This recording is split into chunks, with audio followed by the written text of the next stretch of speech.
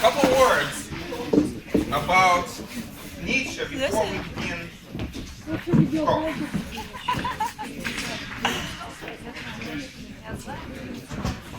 So,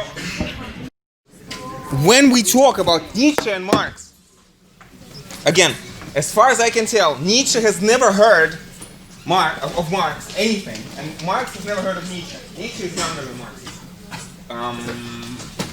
They both became, important and influential only after they died. But many philosophers in the 20th century were influenced by both Nietzsche and Marx. One of them we're going to talk about in a second. His name is Michel Foucault. To a large extent, is a synthesis of Nietzsche and Marx. Another one before Foucault was Jean-Paul Sartre. And Jean-Paul Sartre, again, so does Nietzsche have a social project? Short answer, no. He talks about aristocracy, but it's very clear that he's talking about like aristocracy of spirit. Aristocracy in the sense of people who excel above all others. So it's not really aristocracy, but maybe more like meritocracy.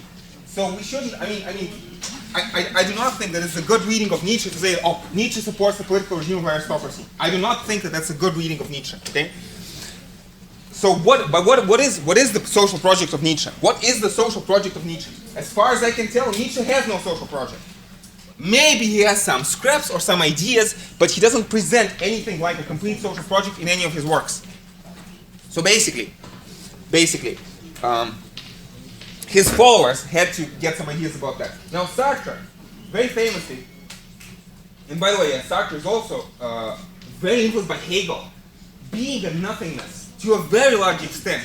This whole book, Le Néant, right? Being a nothingness is based on master and slave dialectic of Hegel. Anyway, separate point. Let's talk about this some other time. But young Sartre talks about this. How all people around him are base and vulgar and in some sense indecent. All of this makes him nauseous. All of our bourgeois society, right? This is young Sartre. But later in life, he begins to ask himself this question. And again, remember, in Nietzsche, like freedom is this complicated question that we should mostly break it out in Nietzsche. Slaves create slave morality, not because they want to create slave morality, like they freely decide, but because they're in some sense forced by circumstances. So this is basically what Sartre comes to. That most people indeed are vulgar and base and not interesting, but not because they're to blame, but because the circumstances are bad, because our society is not well ordered. We live in a bad society, and basically, Sartre wants to say that what we have to do is communist revolution first, existentialism second. That existentialism is a philosophy that will only be valid in communism. Before we achieve communism, people cannot be, his word is authentic, people cannot be authentic and freely choose what to do with their life because we are slaves to economic necessity. Basically, we are forced by economic order to do certain things. Again, wage slavery. Again, Sartre says how it is the capitalist order that decides what we do with our lives, including, interesting example, some of you talked about this in your presentations, how the capitalist order decides when we go to bed and when we wake up. So everything, including the vulgar details, yes, the vulgar details of when you go to bed, this is decided by capitalist order for you. So again, capitalism first, existentialism second. So first Marx, then Nietzsche. And this is sort of my reading. First Marx, then Nietzsche and Mill in productive dialogue with one another. Okay? Like philosophers after communist revolution. Well, with the exception, with a huge exception again, because Nietzsche is most interested in the individual, and he will be interested, like Rousseau a little bit, he will be interested in what can you do as an individual while we're waiting for communism. Suppose communism is 100 years away, or suppose communism is impossible and will never happen. What do you do as an individual? So this is like an individual project in the meantime. And again, Sartre does not disagree with that. Sartre says that, again, if you are bourgeois and you have certain capacities for freedom or something like that, whatever, we have capacities for freedom or something like that. So some of us are capable of, trying to emulate Übermensch today, but for the vast majority of people, we need to wait for communist revolution. Yeah. Because Sartre has these very uncompromising phrases. Like Sartre says, every anti-communist is a dog. That, okay, it's a complicated question. Is communism achievable? But remember in Hobbes, this in foro internal and in foro external. At least you should want to achieve communism. Maybe communism is inachievable, and you shouldn't try to actually achieve it. But at least in your soul, you have to want to achieve communism. Otherwise, Sartre says you're a dog. Anyway, un chien, right? Anyway, so let's erase all this and start Michel Foucault. So, switch gears. Well, we switch gears, but Foucault is an heir to, very important to Marx and Nietzsche. Foucault calls himself a Nietzschean, but he's a Nietzsche and Marxist, maybe. He never called himself a Marxist because at the time, he called for a time. For a time, Foucault did call himself a Marxist. In fact, he was a member of the Communist Party for a period of time. And actually made references to Stalin in some of his works. Was really engaged productively with Stalin's thought. But this was when he was young. And basically later in his life, even though I want to claim that Foucault always remained a Marxist, but he never called himself a Marxist later in life, because at this time, to call yourself a Marxist in France would be tantamount, would be equivalent to calling yourself a Stalinist. And Foucault was not that, okay? I always have this question, should I call myself a Marxist? Because what I do, 99% of people completely misunderstand what I'm about. So maybe I should follow Foucault's example and also not say that I'm a Marxist. Anyway, go back a step. So,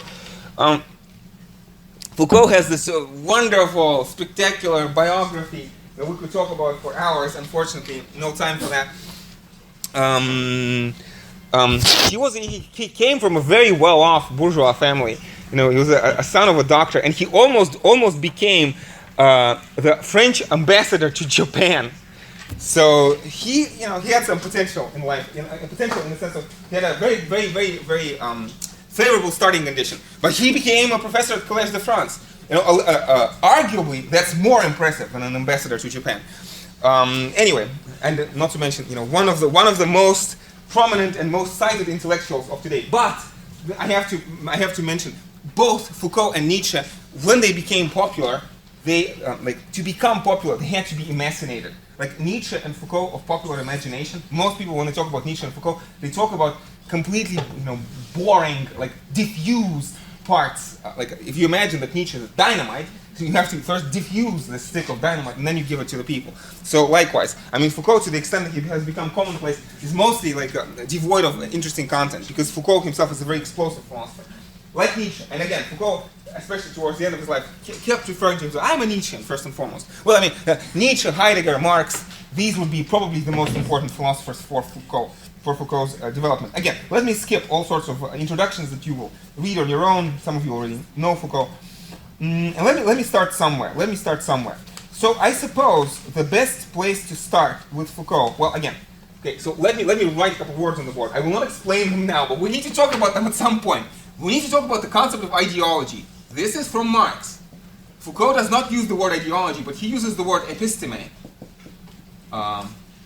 or sometimes the word discourse. But this is, there are important similarities between what Marx calls ideology and what Foucault calls episteme. Also, now this is not a term from Foucault. So let me write this in double brackets.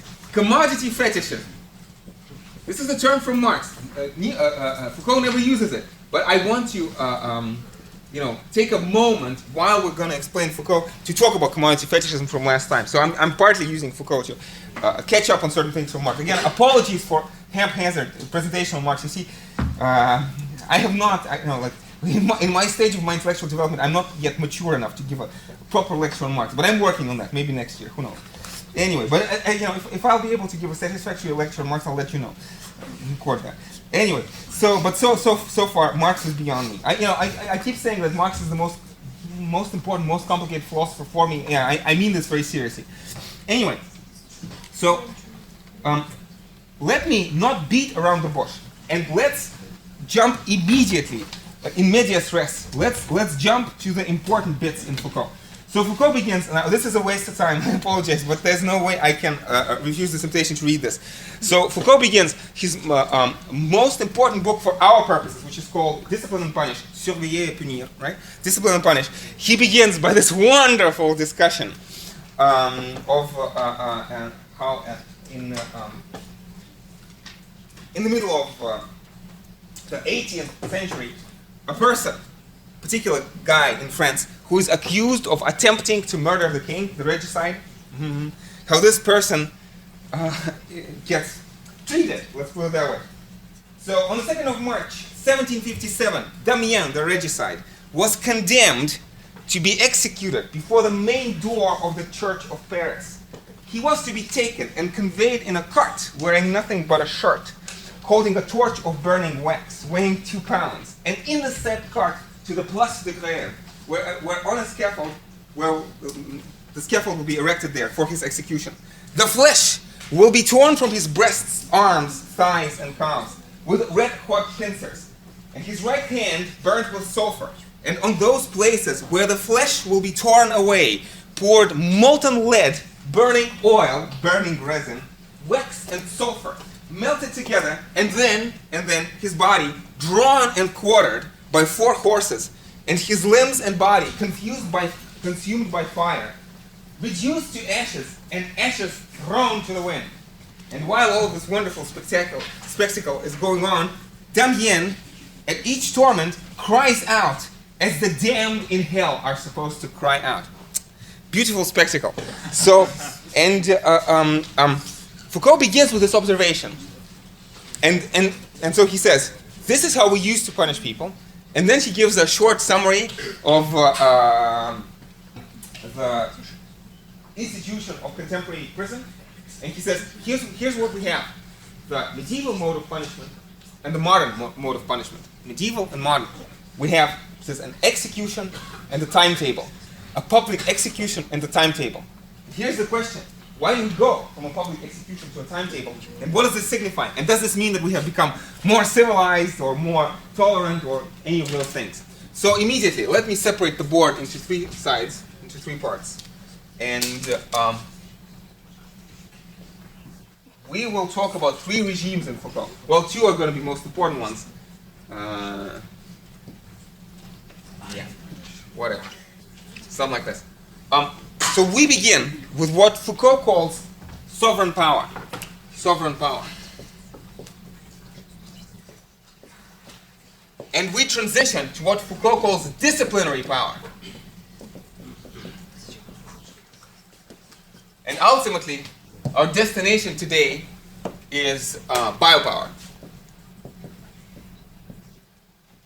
It's also sometimes referred to as governmentality. Governmentality is a combination of 2 words, government and mentality. So governmentality. Okay, so we begin. So we have an execution and a timetable. An execution and a timetable. Let me write these words. So basically, what Foucault, and where does this transition take place? Okay, I'm rushing ahead, but whatever. Maybe I'll go back and restart this in a second. But this transition is taking place very importantly. So again, the transition from one to the other is associated with the Industrial Revolution. Industrial Revolution, and if you want, French Revolution. But most importantly, Industrial Revolution. Industrial Revolution is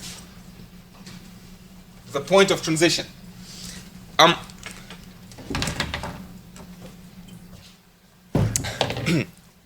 So in some sense, again, we keep talking about this history, this transition from traditional societies to modern societies, this notion again, transition in Marx from feudalism to capitalism.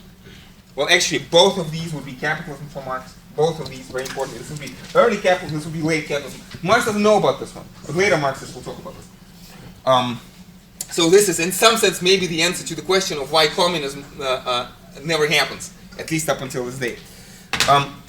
So, again, the point is that in medieval times and in ancient times. Punishment. Why are we talking about punishment? Punishment is a very important thing that societies do. Again, let's think of Hegel. Why not? Always Hegel, always, right? So undifferentiated unity, differentiated disunity, and differentiated unity. So we begin with the undifferentiated unity of the Middle Ages.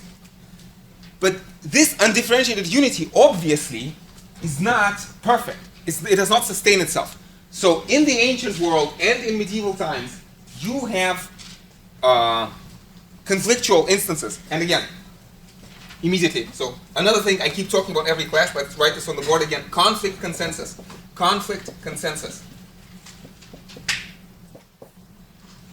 So basically, to oversimplify, the idea is that both Nietzsche and Foucault, and Marx to some extent, begin with this Heraclitean assumption that actually the world is at war with itself. As Heraclitus says, polemos pater panton, war is the father and the king of all. And any kind of harmony that exists in this world for Heraclitus is, the Greek word is palinthropos harmonia, which means harmony of opposing tensions, like a not real peace, but a temporary truce, a temporary ceasefire. So basically, any time that you see something like harmony, what actually stands behind it is repression. Like for Freud, for example. Again, the fact that you and me are able to sit through this class an hour and 20 minutes without just starting doing stupid things, I know, like undressing, or I could just roll on the floor and blow bubbles out of my mouth, something like that. The fact that I don't do this is because there's repression. Repression, sublimation, force. So you see, punishment for Foucault isn't just one random thing that society does. In some sense, punishment is the most important thing that society does. And you can ask this question, why punishment and not reward? And we can maybe go back to Mill and Hobbes. You see, because reward is kind of complicated. Punishment is much more straightforward. Like if I ask you, could you please open the door or something like that? Right? In this room right now, like for example, it's too hot, and I ask, Vladimir, could you please open the door? Don't do this, all right? But imagine, right? If I did this, you see, reward. What kind? Like, please do this, and I'll give you a piece of candy. Let's suppose you don't want a piece of candy. It's kind of, you see, and Hobbes and Mill talk about this. Mill says that you see, doing good things to others, this is difficult because you don't know what their desires are. And you don't know what they like, you don't know what they need. Maybe they already have candy, or maybe they're allergic, or maybe they're on a diet or something like that. But punishment, this is much more straightforward and much more universal. It is hard to know how to please a person. But it's very easy to hurt them. It's much easier to hurt a person than to please them. And Hobbes says our desires are varied and different, and we cannot agree with each other. I cannot agree with myself on what my desires are. But I can certainly agree on what my fears are. We are all afraid to die. So punishment, in this sense, is so much more effective at this. And again, punishment, because remember, Leviathan, for Hobbes, sovereign power on this side of the board. Leviathan is the king of the children of pride. By fear, you drive the glory-seeking animals into submission. So this undifferentiated unity of the sovereign power is manifested by these intermittent displays of passionate and violent spectacles of execution. So punishment here is intermittent. Intermittent in a sense of it's not constant. Sometimes it's there, sometimes it's not there. But when the punishment is there, it is spectacular. It's a collective effervescence of spectacular brutality, gore, and violence. The blood of the condemned, right, splashing all around. And again, that's the point. I mean, imagine any traditional society. Imagine something like Hammurabi's law code. The law code of Hammurabi in ancient Sumeria. The punishment for most crimes, by the way, is death in Hammurabi's law code. But you can ask yourself this question, is it always carried out? And the answer is probably not. I mean, because the king is not always there. The king with his army is not always there. So punishment, when it comes, it's really spectacular. And to some extent, the punishment has to be gruesome because not every murderer, not every thief, not every rapist will be caught. That's why when you catch them, you have to, like in terms of games theory, you have to show to others that you don't really want to be this person. And this punishment is supposed to reinforce our solidarity. Everyone, we look at this person being hacked to pieces, and this reinforces our undifferentiated unity. If any of you heard of Emile Durkheim, probably not. Emile Durkheim calls this mechanical solidarity. What is reinforced is our likeness. So likeness or similarity, or if you want this undifferentiated unity. So let me write the word likeness. Likeness in the sense that we are like one another. And again, traditional societies are static. Traditional societies don't change very much. So it's okay. Everybody should be like everybody else. Same culture, same language, same profession. Everybody's a peasant, and they work the fields the same way their father did. This is all, static in an important sense. Okay, now we get to the disciplinary power. And the disciplinary power, how does this transition happen historically? Historically, Foucault will focus, and again, how true is this? It's kind of a little bit beside the point. Historically, we have to look at this maybe a little bit like an ideal type, which explains something about reality. But if the empirical facts don't line up perfectly, it doesn't really matter very much. Think about this as an ideal type. So Foucault focuses on Jeremy Bentham, and we sort of already met Jeremy Bentham when we talked about John Stuart Mill. And Jeremy Bentham had this wonderful idea. Well, again, let me set the context. So what happens, and we talked about this when we talked about Marx. Okay, let me take 3 steps back. So we have the beginning of the Industrial Revolution. Some of you know, and we couple words we said when we talked about Marx. The Industrial Revolution actually does not begin with technology. Technology comes later. The first stage of the Industrial Revolution is the so-called Agricultural Revolution. And Agricultural Revolution works like this. The rich landowners realize that they can grow food and sell it for gold. So commerce emerges. And they look at their fields and they try to ask themselves this question: how can we maximize the yield of our farms? How can we make sure that our farms are as productive as possible? And the first thing that they realize is that they do not need so many workers. This is, in economics, this is called economies of scale. They don't need so many workers on the land. They can expel half of their peasantry and get the same yield, because and the yield will be the same, right? And so what they do, and this is again the first stage, one of the early stages of the Industrial Revolution, called enclosure, огораживание in Russian, where basically through acts of parliament, the rich landowners basically steal the land from peasants, because the parliament is made of rich landowners, and they pass laws, and basically through these laws they just say, oh, this land was yours, very sorry, now by the decree of parliament it belongs to us. Excellent. And so, but all these peasants have nothing to do, and they roam the countryside. Now I have heard, and historians among you, if you can double check this and report back to me, this would be very valuable. At some point I should write this as a book, because if I write this as a book, I will have to double check all these references. I've heard, actually from a Berkeley professor of history, I haven't double checked this so far, that at the time of this all happens approximately at the time of Napoleonic Wars, and at the time of Napoleonic Wars, Britain deploys more troops at home to fight against peasant rebellions than the amount of troops they deploy abroad to fight against Napoleon. And by the way, none of you ever heard about this. This is called ideology. Things that we prefer not to talk about. But this is the true beginning of the Industrial Revolution. And people like Milton Friedman and Gary Becker are going to tell you, oh, market is fair, blah, blah, blah. Oh yeah, this is the genealogy, the Nietzschean genealogy, the dirty secret of the emergence of our contemporary quote-unquote free market economy. Anyway, so peasants expelled from the land, suppressed by troops, and now, so these roaming, rowdy bunch of peasants flock to the cities because they have nothing to eat. And in the cities, they offer themselves up as cheap labor. This is the reserve army of unemployed. They have nothing to do, and no means of subsistence. They are expelled from the land. They cannot provide for themselves. So they offer themselves up for any wage, for subsistence wage, right? The reserve army of unemployed. This is exactly Marx, and there's a deep parallel between Foucault and Marx. I'll explain this in a second. Anyway, and they become the dangerous classes. They are the public, the Hegelian public. They have nothing to lose. They don't care about the law. If they can steal, they are willing to steal. And so this is exactly the situation in which Jeremy Bentham finds himself in. and he looks at these dangerous classes who commit crimes, who spread diseases, like cholera, for example, not to mention venereal diseases and all the rest of it, right? And they live in horrible conditions. They live in slums. Again, this wonderful brittle bone disease, that children do not get enough sunlight because there's so much smog, and not getting enough sunlight, their bones break too easily. Brittle bone disease, you can look this up. Horrible conditions of industrial Manchester that Engels talks about extensively.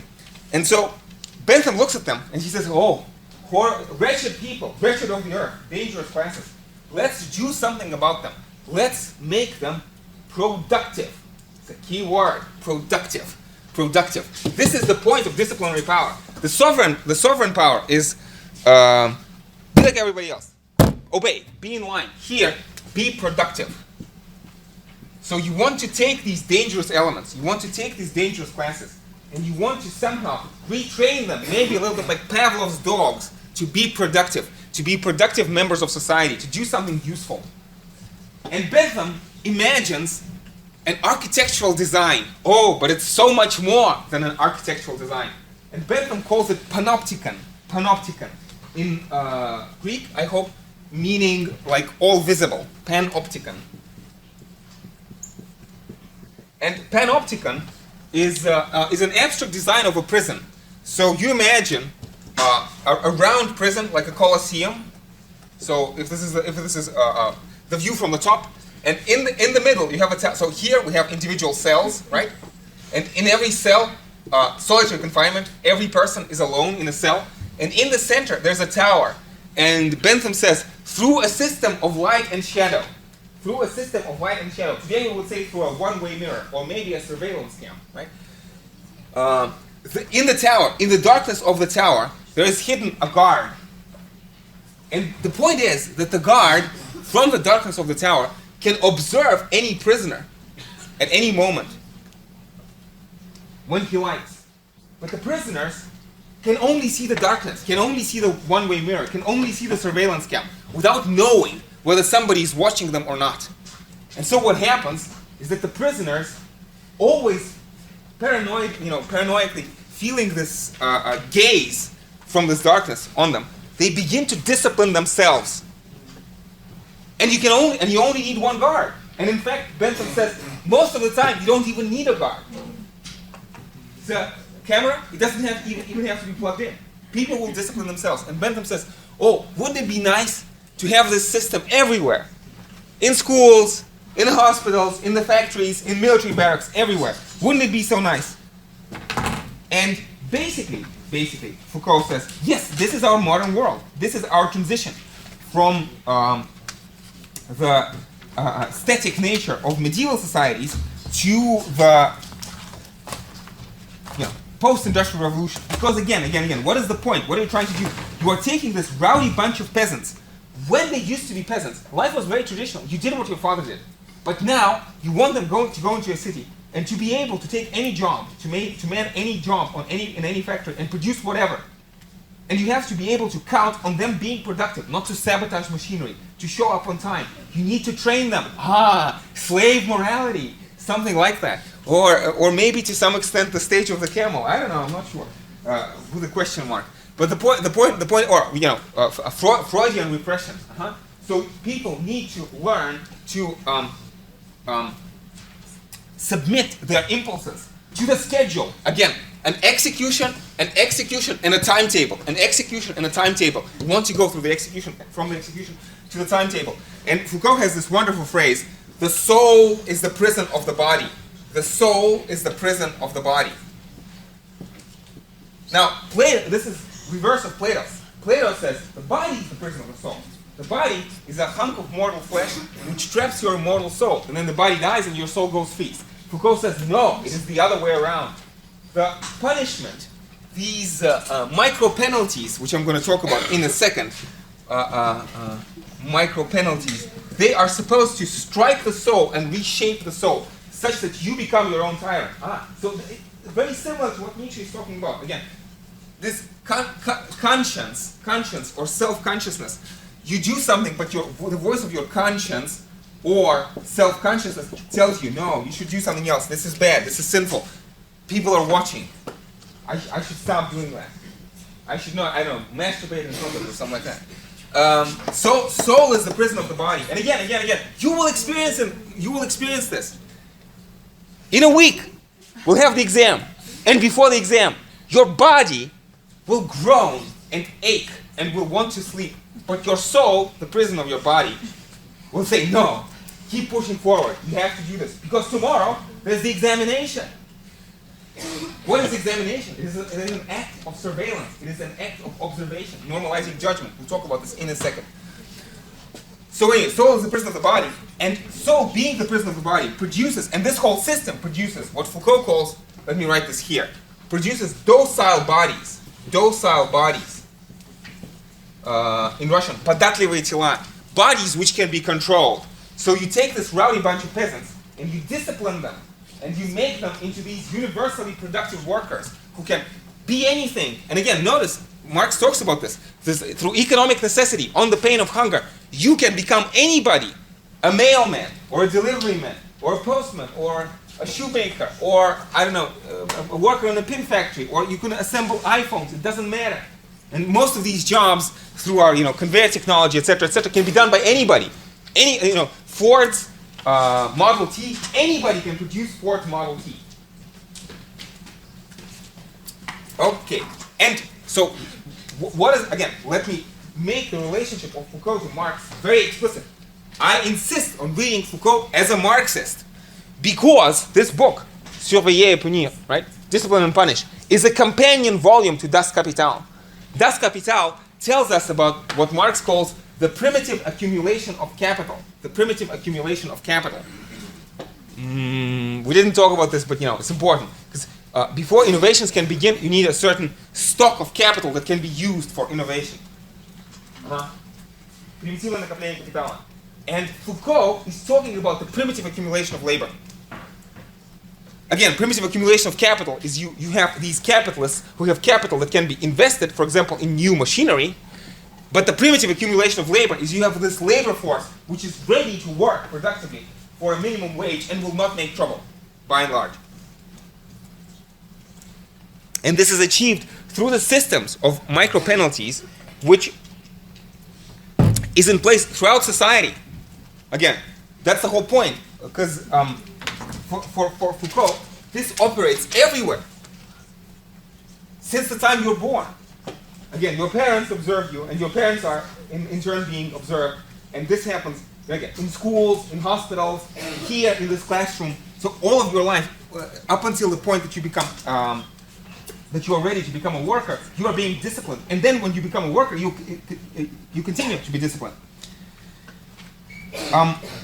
Okay, so Foucault actually talks about three things: hierarchical observation, normalizing judgment, and examination. What, in this order, right? Yeah. So let's talk about this. So we have hierarchical observation, normalizing judgment, and examination. Now, I'm not sure that this is really so important I should waste time explaining all three, but I suppose the most important issue in all of this is that, again, human beings are constantly either being observed, or at least they feel as if they are being observed constantly. So there's constant observation. And this observation is not neutral. This observation is judgmental. You are constantly being judged. Are you behaving decently or indecently, appropriately or inappropriately, productively or not productively? And what is important is that everybody is observed. Observers are observed. And you can think about the system, right? So you have the worker in a factory. He's observed by a foreman. The foreman is observed by the executive of the factory. The executive of the factory is observed by the executive of the corporation, etc., etc. I don't know, Ministry of Labor or Ministry of the Economy is observed by the president. And here's the key question: but is the president observed? And the answer is yes. Everybody observes everybody else. So this system loops in on itself. And that's the interesting question. This is, in some sense, maybe Foucault's criticism of Hobbes. can Louis XIV decide just randomly on a whim to convert France to Islam? And the answer is probably not. Now, even Louis XIV, Le Roi Soleil, right, the Sun King, even he cannot afford to do that because he is a product of this culture, and there are certain norms. Again, is it people who make history, or is it history which is making people? I think again, Saint-Exupéry has this book, Little Prince, Le Petit Prince, right? And he talks about the king there. Do you remember? The king who rules over the stars. Do you remember this? Say it anyway. Do you remember? The king rules over the stars by making decrees which, by not making decrees which the stars cannot obey. So basically, he has no power. The king just says, sun, just continue rotating. And he imagines that he's the king of the solar system. Mercury, continue rotating at the same speed. So it's just making decrees which do not go against the grain of things. And ask yourself this: Donald Trump, I mean, if he does something, like for example, let's imagine he imposes like an inheritance tax tomorrow on the rich, or decides to triple corporate tax. It's a very good question. Will he survive in office until the evening of that day? That's a good question. So you see, hierarchical observation. Everybody is being observed, and imagine the amount of hoops that Donald Trump had to jump through before he was eligible to become elected president. So even mafia bosses, right? This notion that before you achieve this position of power, you have to go through stages and stages and stages. And so Foucault is going to say, power is not possessed, power is exercised. So power is not possessed, but it is exercised. So in this room, it's always important to remind myself and you, this is a position, this is a situation of power. I talk, you listen. I decide when we begin and when we end. I decide what the assignments are going to be, what the exam is going to be, what the criteria are going to be. This is a situation of power in a very important respect for Foucault. But the question is, do I possess power like some kind of feudal lord? And Foucault says, no, because I am being observed by Andrei Sergeyevich, by the administration, and the administration is being observed, right? Maxim Brotersky is observed by Roshin is observed by Kuzminov is observed by the Ministry of Education, you understand? Everybody is being observed. It's hierarchical observation. So at the end of the day, I do not possess power. It's not mine. I execute power. I am a node in the system. The power flows through me. In some important sense, I don't exist as a substance. Right? I am just like a node, an epiphenomenon in the way of expression of power. And ultimately, this is not a conspiracy theory. It's not like some group of people are making this. No, everybody is observed. So in some sense, this is culture shaping us. Or, as Foucault will talk about this, it's not me speaking a language, it is a language speaking through me. And I just exercise. And again, you can understand this in very simple terms. Because these words I say, are these actually my words? No, of course not. I mean, before, these exact words, I've read them in some textbook. And this textbook was approved, etc., etc. So, what I'm doing now, I'm not creating from you or from spec. I am expressing certain things. And notice, not just any things, but things which are approved by the curriculum of High School of Economics, approved by the University of London, etc., etc. I don't, so even though I think, you could look at this and say, oh, you have so much power. Actually, no. Because the latency I have in this course, and the task I have to achieve in this course is to help you get good grades on the University of London exam. This is examination. And if I do my job improperly, people will see this in your grades, and I will be punished. Punishment, system of micro penalties, and also I suppose micro rewards, but so much importantly, system of micro penalties. And again, I'm not sure how useful this is, but let me maybe read to you very briefly, a quote from Foucault. So, what happens is that, again, the soul is the prison of the body. So, the purpose of punishment is not to destroy, but the purpose of punishment is to reform and to make a person productive. To, if you want, to repair the broken social bond and make a person, again, a productive member of society. So ideally, the task of the prison is to reform.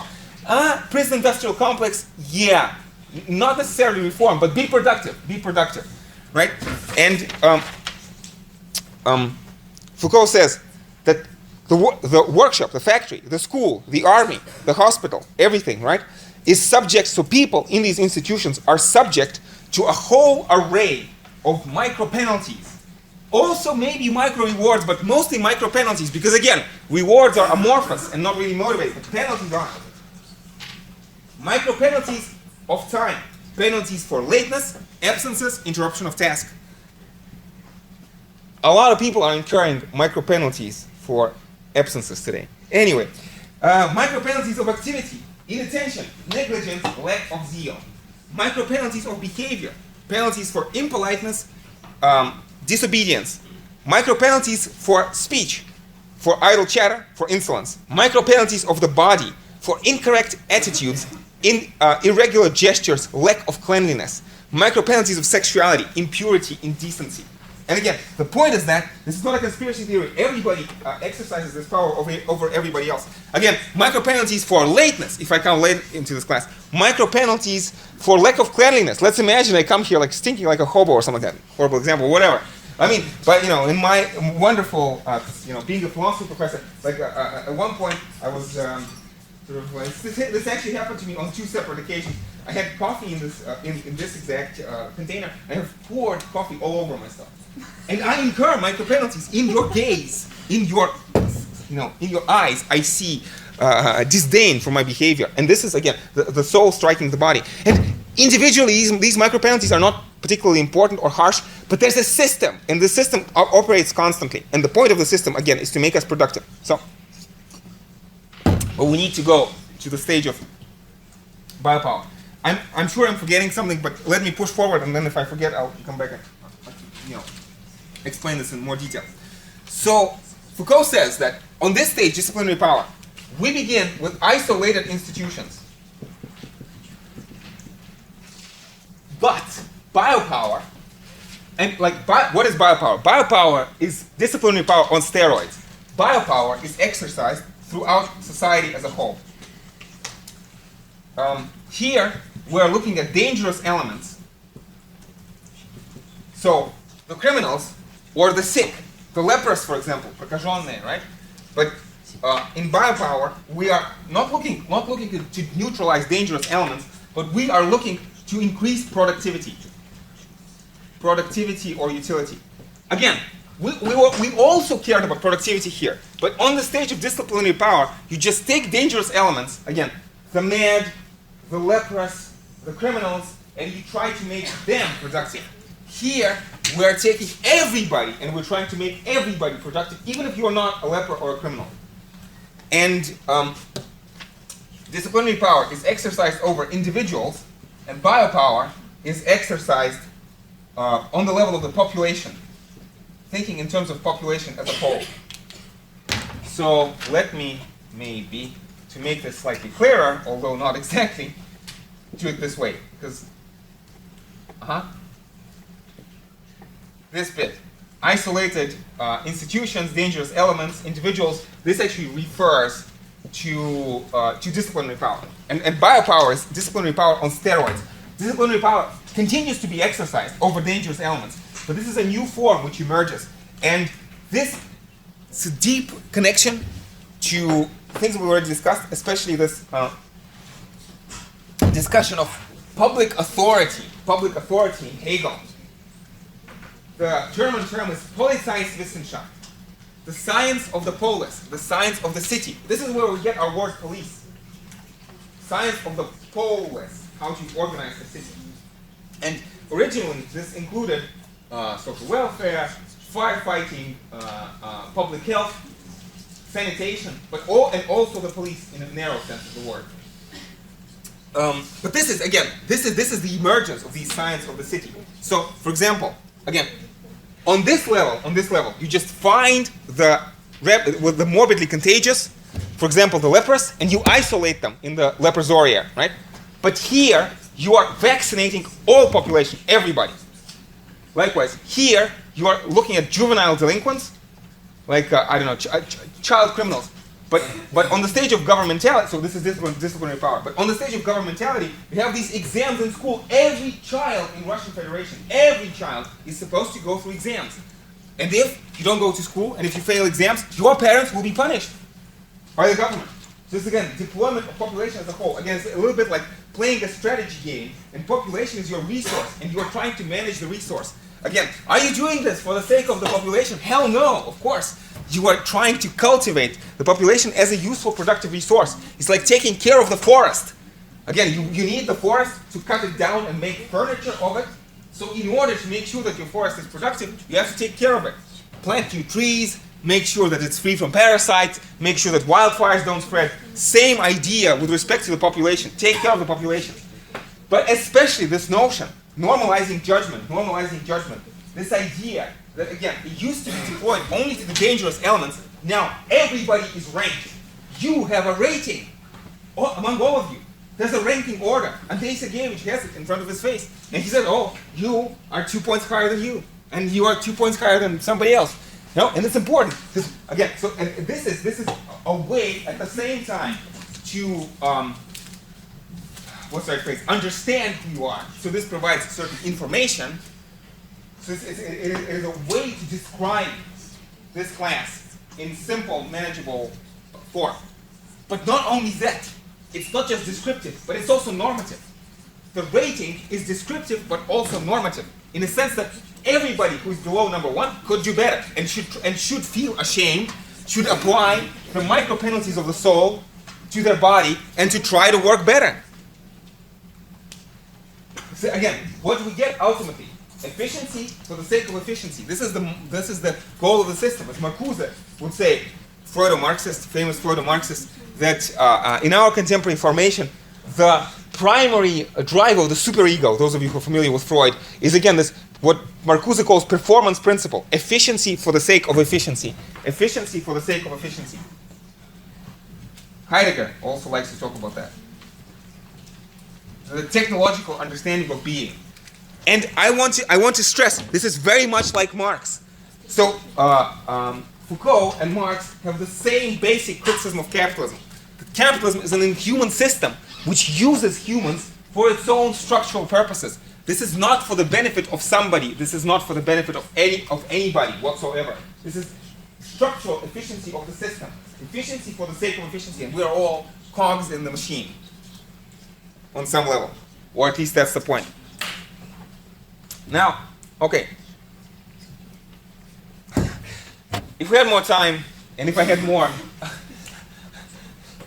zeal, I'd talk about ideology, but a bit tired to do that now. What role does ideology play in all this? In couple words. In some sense, again, for Foucault, the way that the social system governs us is through the system of ideas. Remember, we talked about beliefs, desires, and values. Beliefs, desires, and values. Well, in some sense, that's the goal of the system. To create, again, you see, Foucault talks about this mode of subjectification.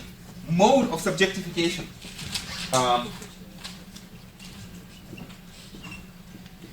That human beings are not subjects by nature.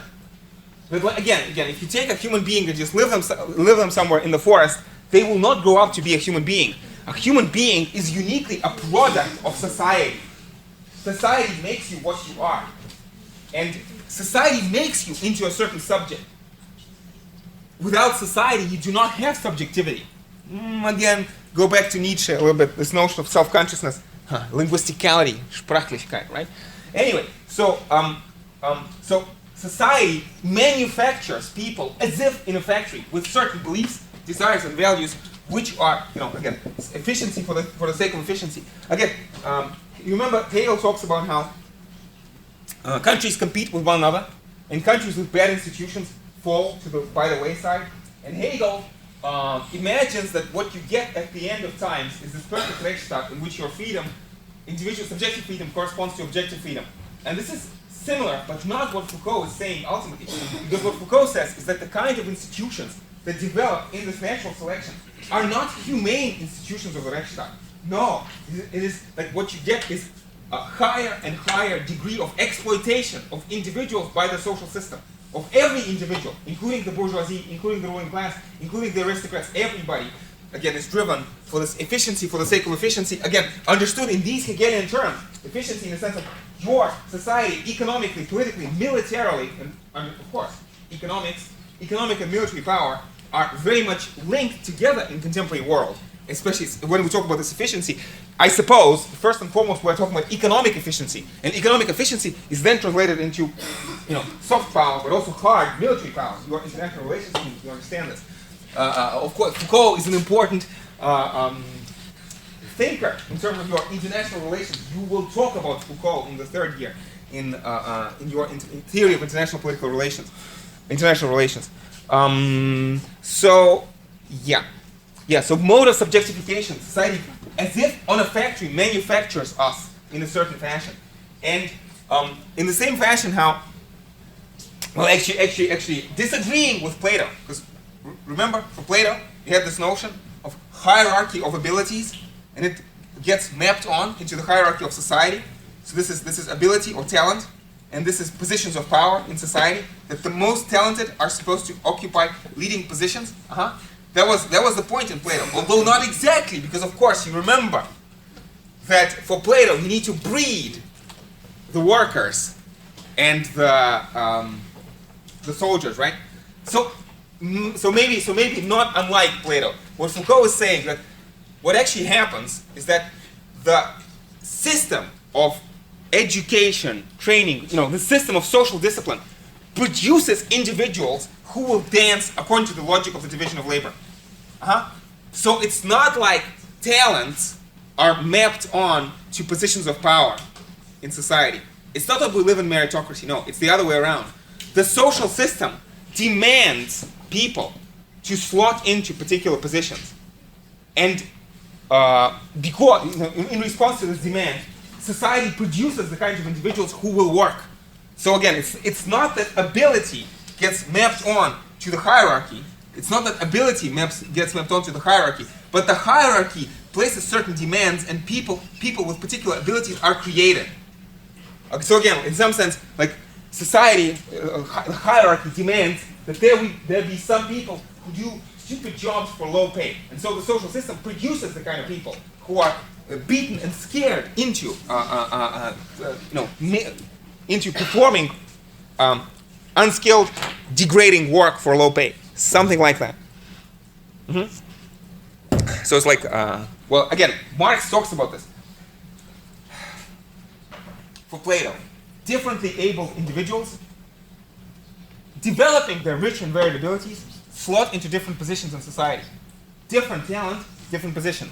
Marx says no. Similarly talented, differently talented individuals all perform the same stupid, mundane manual work under capitalism. So this is in some sense what Foucault is talking about. It doesn't matter what your talents are. Society disciplines you into fulfilling this role. Nobody is a janitor or a delivery man by nature. Society forces people into these positions. Let me talk about commodity fetishism for 1 second. So Marx has this notion of commodity fetishism. Again, it's a very misleading phrase. Commodity fetishism does not mean that you worship your iPhone or something like that. Who is the fetishist? The economist is the fetishist. The grave sin of economics that is taught in this building is that, for Foucault and Marx, is that, and for Max Weber as well, is that the faculty of economics does not recognize, does not understand that economic power is political power, that economic relations are political relations. So they are the fetishists. It is Adam Smith who is the fetishist. Adam Smith fetishizes the commodities. He thinks that market is about the exchange of commodities. And Marx says, no, market is about coordination of labor. So what gets exchanged in the market, yes, it is commodities, but commodities are congealed labor. Congealed, if you want, congealed slave labor. And this is in some sense what Foucault is talking about. In the sense that, again, we have this formal freedom and equality, but really society produces certain kinds of individuals which will perform these tasks in the division of labor. Again, that ultimately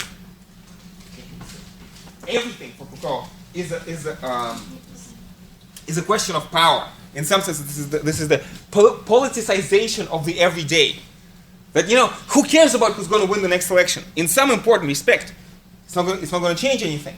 Because the people who get selected for candidates for the next election have already been pre-screened by the social system. So elections change nothing. The transformation happens here in the everyday. And again, so for Foucault, the political question, and again, this is talk about individual and society. For Foucault, like for Nietzsche, very much the question is, Foucault, again, could ask this question, like in Nietzsche. So we have the individual project, and I will talk about Foucault's individual project in 1 second. But also, can you have a collective project for somebody like Foucault? And this is a problematic question for Foucault and for Nietzsche both. And so both Foucault and Nietzsche, in this course, are anti-political thinkers in the sense that their solution is primarily individual solution. Like, while we're waiting for communism, what can we do as individuals? We'll talk about this in a second. So the real political question for Foucault is not who wins the next election, but how do you order your life? This is why I make this analogy with commodity fetishism. Because, again, Sartre talks about this, that when do you go to bed? When do you wake up? What do you eat? What TV shows you watch? Is it you who decides, or is it the capitalist system that decides? And this is supposed, when the capitalist system decides when to go to bed, you could and should see this as political power. By frightening you with micro penalties for lateness, inattention, and lack of zeal, through the force of punishment, through the fear of punishment, the capitalist system forces you to go to bed at a particular hour, not of your choosing, but of the choosing of this anonymous system. Again, it's important. I could write this elsewhere because it's true for both disciplinary and biopower, but this power is anonymous and structural. Anonymous and structural.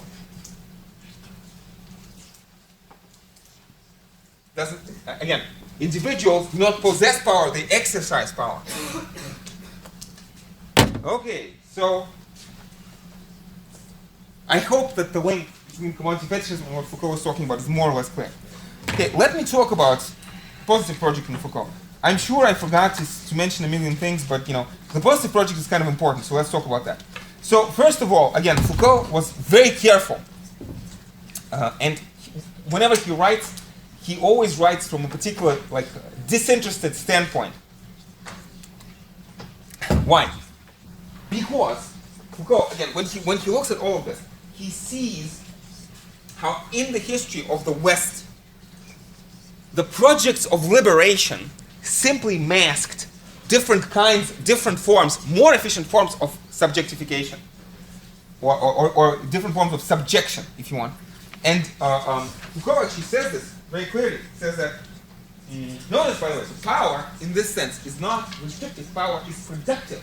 Power produces us as individuals. Power is not about restricting your choice. Yes, it's about enabling, but not enabling your free creativity. It is enabling your, unchaining your productive capacities for the sake of efficiency. Anyway, so Foucault wants to say that during the Enlightenment and the industrial, and very importantly, the French revolutions, he says that,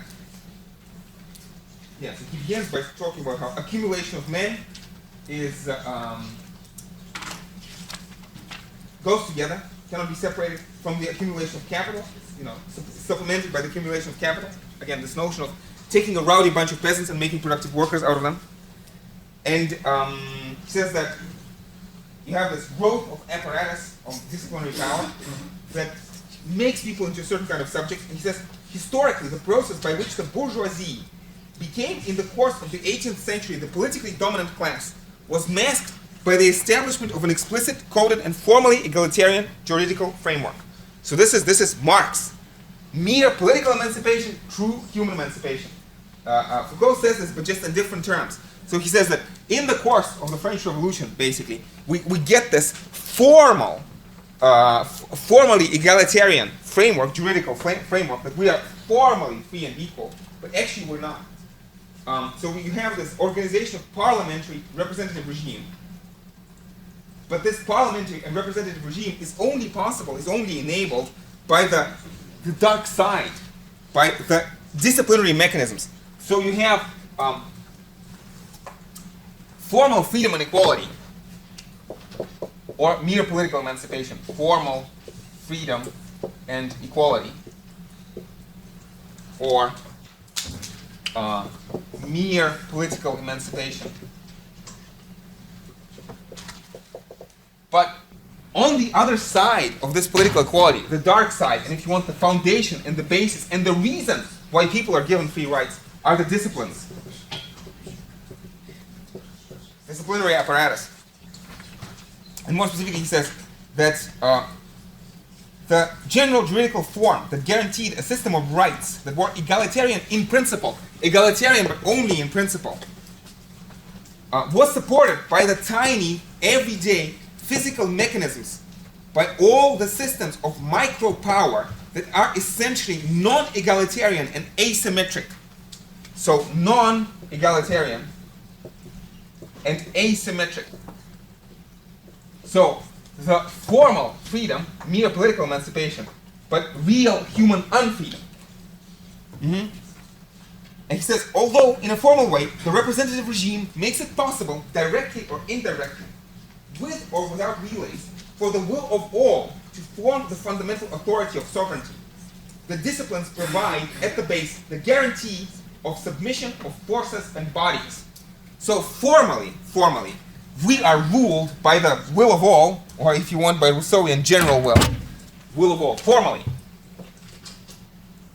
But in reality, we have, as he says, submission of forces and bodies. Let me write submission of bodies.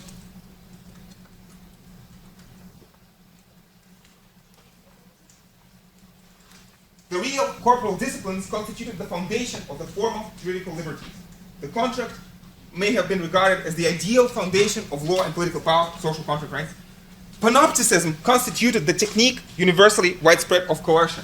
So here we have the social contract, and here we have the panopticon. So the social contract is only possible because of the panopticon. This question: if men are like Hobbes describes them, can we ever have the social contract? And the answer seems to be no. You need this mechanism of panopticon that makes people into a certain kinds of subjects who will be willing to cooperate, who will be forced to cooperate.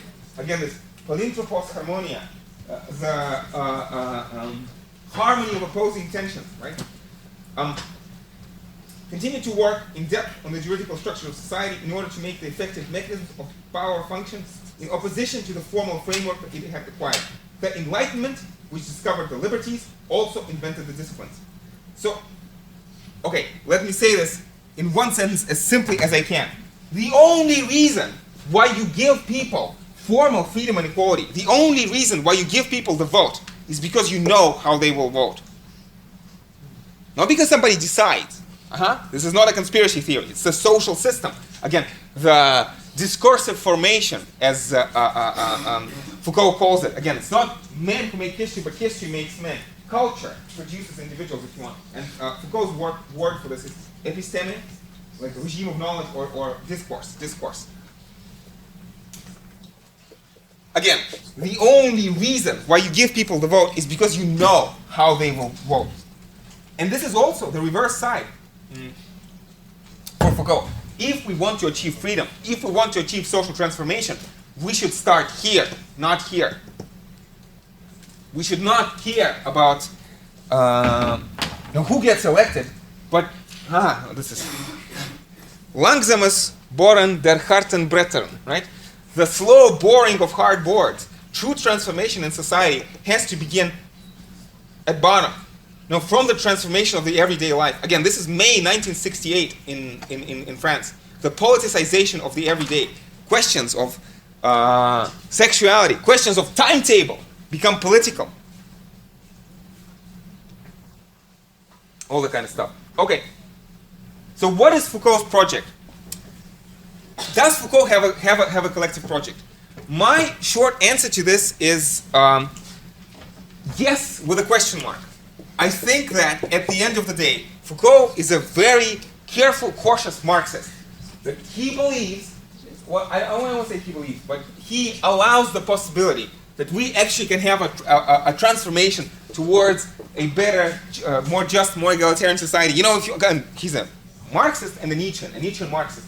I think that Foucault allows the possibility of creating this freer society of the Übermenschen. But always with a question mark, because We already have seen this in history, how the project of liberation merely became another form of determination. So Foucault is going to be very skeptical, very cautious, very skeptical of any kind of project which says that it is a project of liberation, because he's always afraid that behind liberation can hide just forces of coercion, if you want. So mostly, Foucault is not going to talk about the social project. Mostly, he is going to talk about the project for the individual. And this happens later in life. Foucault, for a very long time, could not find an expression for something positive. He mostly spoke in the negative. I mean, he himself was a very enthusiastic social activist. So he himself personally participated in all sorts of reforms, like reforms of the prisons, or revolutions in the Middle East. I mean, he was engaged in public policy. So to say that Foucault has no collective project sounds strange. I mean, he participated in the group on the information on prisons, trying to reform the prison system in France. So if he did not believe in the collective project, why would he participate in something like that? But at the same time, in his writing, he never expressed any kind of program.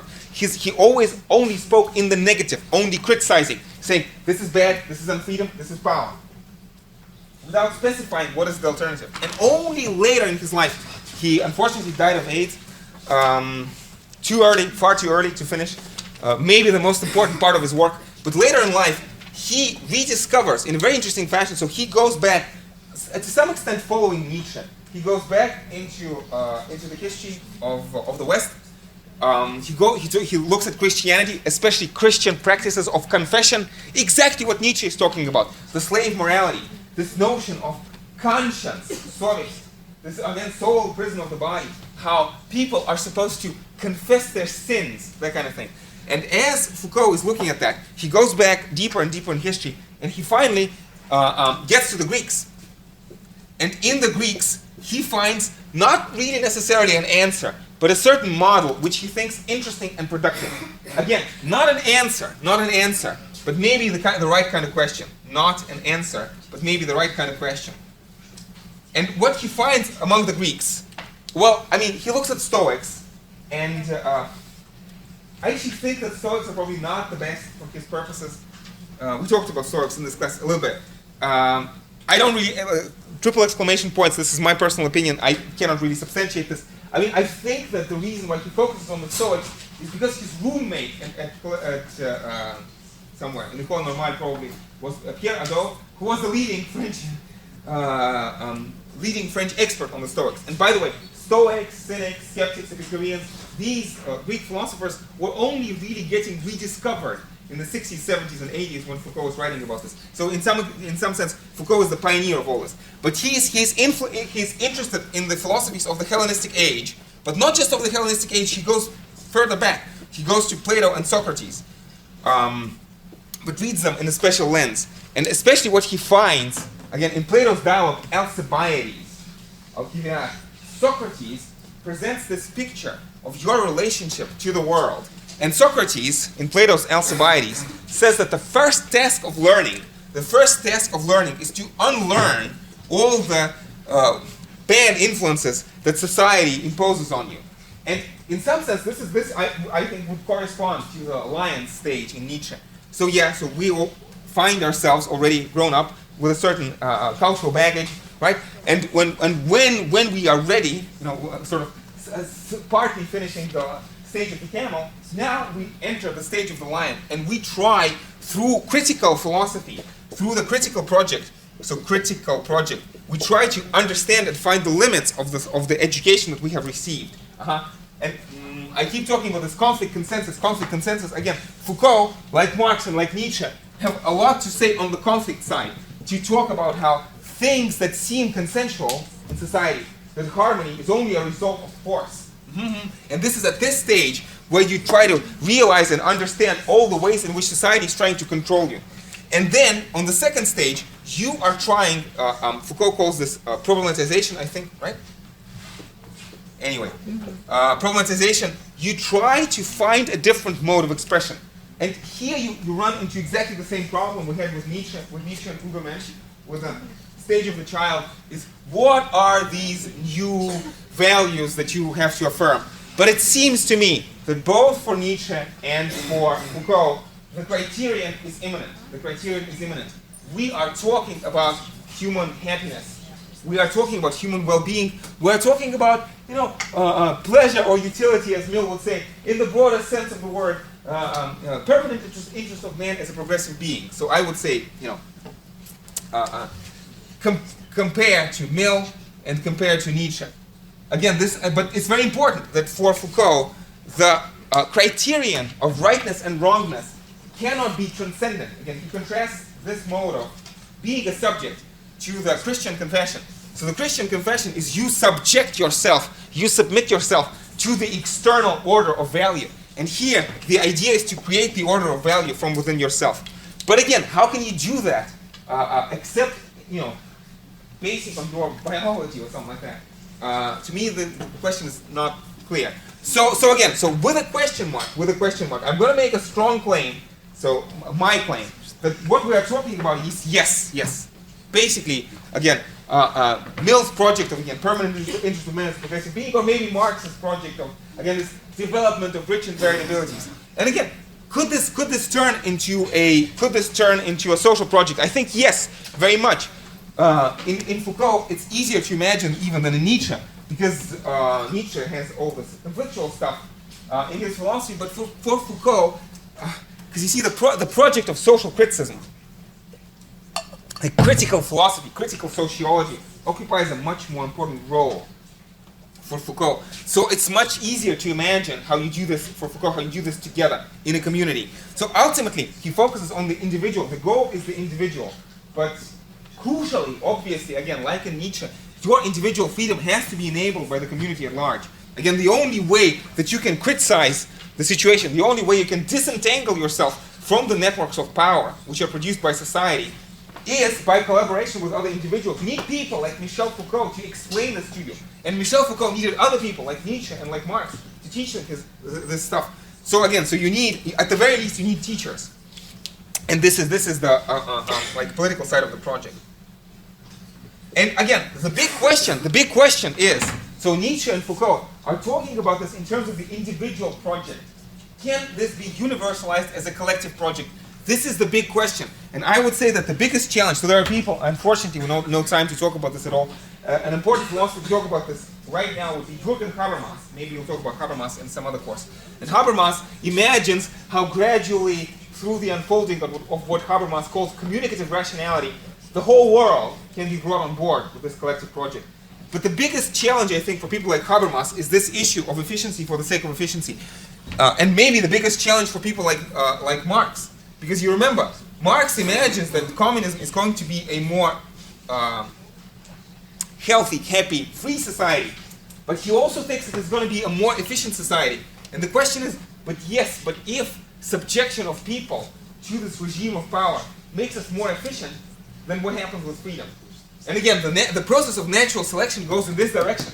These are the countries that win. The countries with laser-guided missiles and nuclear weapons, not the countries with freest Übermensch, filled with people like Goethe and Gölderlin or somebody like that. And this is the question. This is the problem. So I would say that in Foucault, there's deep skepticism and deep anxiety about whether this project can be extended to society as a whole, or is this project doomed to failure? Because freer individuals, more self-cultivated individuals, are not necessarily more efficient. And this is the biggest problem. And if you have to choose being efficient or being free, the history, Weltgeschichte, Weltgericht, right, will choose the more efficient, not the freer. And this is, I suppose, to some extent, the biggest problem, unsolved problem of political philosophy today. And this is the problem that I will have to leave with you. Because throughout this course, we have been talking about, again, individual project, communal project, this conflict consensus, and we have been circling around in people like Rousseau, and in people like Hume and Mill, and especially Rousseau, but also Hegel. Again, this idea about how we can envision this ideal type of society which will, at the same time, be efficient and stable, especially in Hegelian terms, but at the same time allow the individual the fullest expression of their creative potential, the fullest fulfillment. And at the end of the course, Nietzsche and Foucault, and especially Foucault, throws a challenge to that. is that really possible? Or is there some kind of magical equation according to which efficiency and freedom coincide? Or is it the case that efficiency takes precedence over freedom? And what happens to Hegel's Rechtsstaat if history again selects not for more humane societies, but for more efficient societies? So the big question mark with which I want to end the course is, where are we going with this?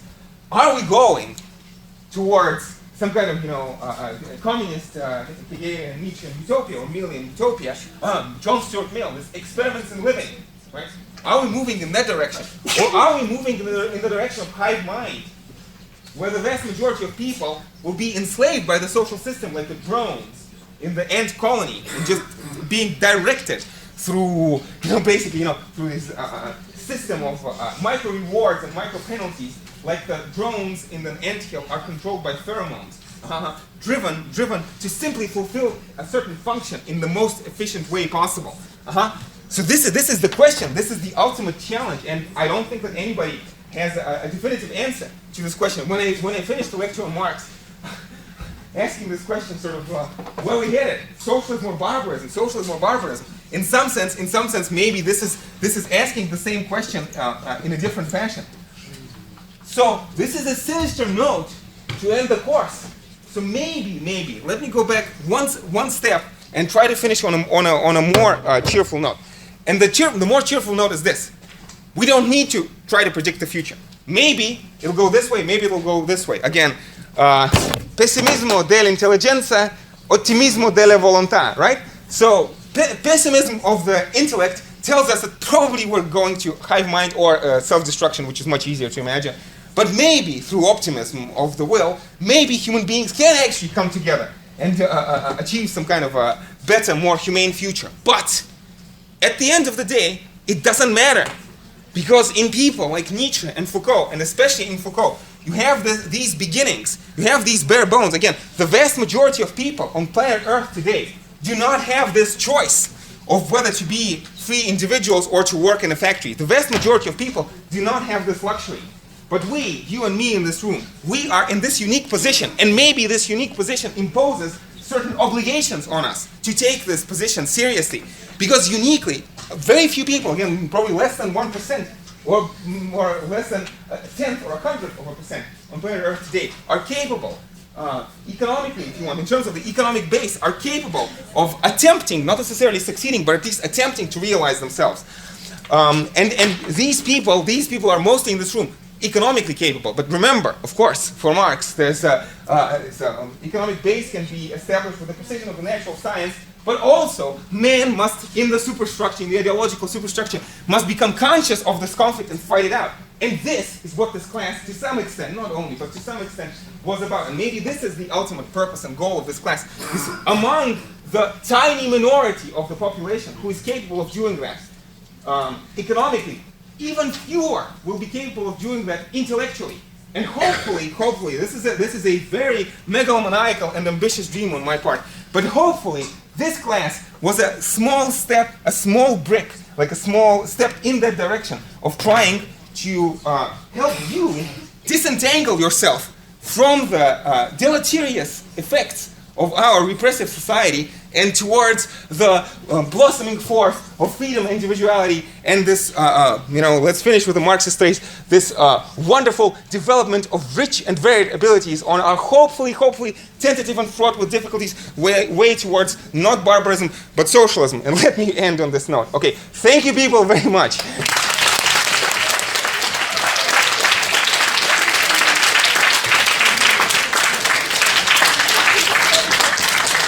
Okay.